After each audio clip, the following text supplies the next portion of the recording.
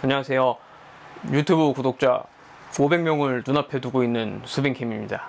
네, 제가 이제 유튜브 시작한 지가 한 6개월 정도 됐는데, 그동안 꾸준히 성장세를 타고 있어가지고 여러분께 깊이 감사드리면서, 제가 이제 작은 소망이 하나 있다면은 이 올해가 다 가기 전에 구독자 1000명을 달성해 보는 것인데, 그 소망 이룰 수 있게 많은 구독과 홍보를 부탁드립니다.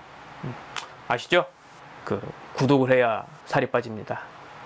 제가 계속 방탄 다이어트용 메뉴 개발을 하고 있기는 한데, 이게 요새도 날이 많이 덥고 이러다 보니까 좀 하기가 쉽지가 않더라고요. 또 유튜버 방송 컨텐츠는 꾸준히 나가줘야 되기 때문에, 그래서 오늘은 방탄커피랑 건강상에 대한 오해에 대해서 설명하는 시간을 가지려고 합니다. 익숙하지 않은 분들한테 이 방탄커피라는 건 되게 이상하게 여길 수 있죠. 커피에 버터랑 오일이랑을 섞어서 먹는데 그러면은 살도 빠지고 건강해진다고 하니까요. 처음 이제 방탄커피를 들어보신 분들은 이게 뭔가 싶어서 이제 인터넷 검색이나 이런 걸 해보시게 되는데, 그러면 이제 방탄커피에 대한 여러 가지 그런 반응들이랑 맞닥뜨리게 되죠. 어떤 곳에서는 일방적인 찬양도 있기도 하고, 또 어디서는 나한테는 별로 안 통하더라, 그리고 그런 얘기들도 있고, 당연히 반응이야 각양각색일 수가 있는데, 이제 그 중에는 오히려 이제 방탄커피가 건강에 좋지 않다, 이렇게 얘기하는 그 분들도 있어요. 저는 개인적으로 계속 말씀드린 바와 같이 체중 감량을 하고 하는데 방탄커피의 도움을 많이 받았어요. 그래서 개인적으로 맨날 먹으면서 이걸 어떻게 하면 더 잘 먹을 수 있고, 또 그런 걸 연구를 하다 보니까 좀 그렇게 알게 된 것들을 공유를 해야겠다 싶어가지고 이렇게 방송을 하게 된 거고요.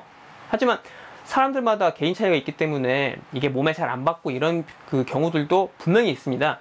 저 가까이 있는 저 같이 사는 사람도 그러니까요. 저를 비롯한 몇몇 사람들한테는 도움이 많이 되긴 하지만은, 그렇다고 이게 무슨 만병통치약이거나 이런 게 될 수는 없잖아요. 그러니까 사람마다 방탄커피가 맞을 수도 있고 안 맞을 수도 있고 이런 것들은 사실인데, 이 잘못된 지식이나 오해를 가지고서 이 방탄커피가 건강에 좋지 않다 이렇게 말씀하시는 분들도 좀 있더라고요.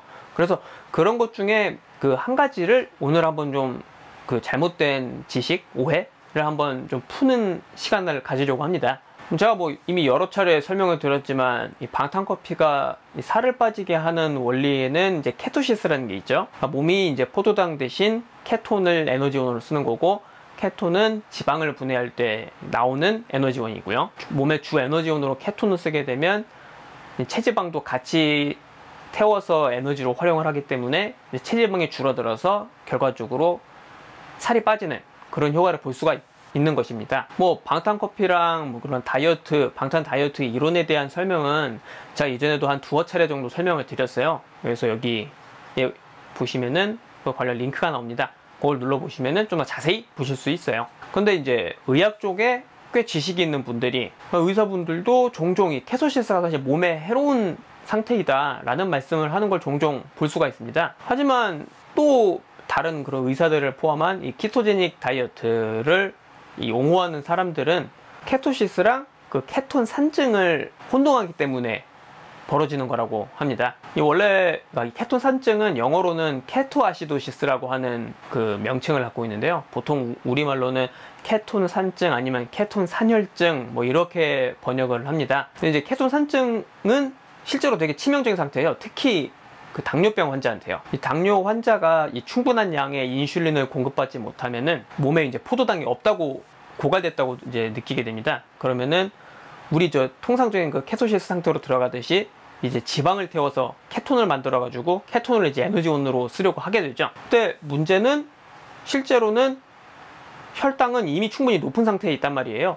그러니까 이미 피 속에 포도당이 충분히 들어있는 상태인데, 인슐린이 부족하다 보니까, 왜냐면은 포도당을 에너지원으로 세포가 이제 흡수하려면은 인슐린이 있어야 되는데, 이 당뇨 환자들은 인슐린이 부족한 경우들이 많기 때문에 실제로는 피 속에 포도당이 많음에도 불구하고 계속 포도당이 없는 상태라고 생각을 하게 됩니다.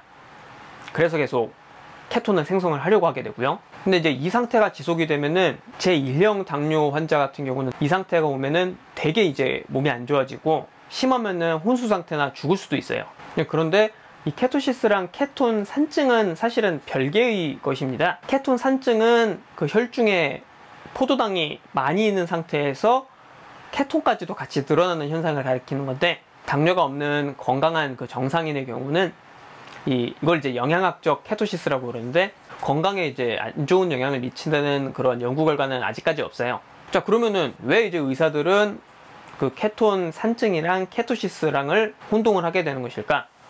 그게 이제 미국의 케토제닉 다이어트를 연구하고 옹호하는 사람 중에 하나인 그 빌 윌슨이라고 하는 의사가 있는데, 그 양반이 이런 얘기를 했어요. 대부분의 의사들은 영양학에 대한 훈련이 거의 안 돼 있으며, 이들이 접한 그 케토시스는 당뇨 환자나 케톤 산증을 치료하면서 겪는 것 뿐이다. 그 결과 많은 의사들이 케토시스에 대해서 안 좋은 그 선입관을 갖고 있다. 케토시스, 그러니까 혈중의 케톤 농도가 높아지는 그 케토시스 상태를 본 게 대부분 당뇨 환자들이 되게 치명적인 그 케톤 산증 상태에 있을 때, 이때밖에 경험을 하지 않았기 때문에 케토시스 상태에 대해서 이제 되게 건강에 안 좋은 상태라고 생각을 하게 된다는 거죠. 그런데 현재까지 건강한 정상인의 경우에서 케토시스 상태가 건강에 해가 된다는 그런 연구 결과가 나온 적은 아직까지는 없습니다. 케토시스 상태가 뭐 체중 감소라든지 이런 거에 도움이 된다, 이런 연구들은 꽤 많이 나왔죠. 그래서 이제 더더욱 각광을 받고 있는 거고요. 그냥 뭐 취향에 전혀 맞지 않거나 효과가 없더라, 뭐 이런 이유로 케토제닉 다이어트를 안 할 수는 있는데, 이제 잘못된 그런 오해 때문에 케토제닉 다이어트가 건강에 좋지 않다, 요런 이제 얘기를 하면은 안 된다는 거죠. 그 다음 시간에는 아무래도 이 방탄 커피가 버터나 오일 이런 것들이 들어가다 보니까 그 콜레스테롤 이 문제에 대해서 되게 고민하는 분들이 많이 있어요. 그래서 다음 시간에는 방탄 다이어트와 그리고 콜레스테롤에 대한 그런 오해, 걱정, 이런 것들을 해소해 드리는 내용으로 찾아뵙겠습니다. 감사합니다.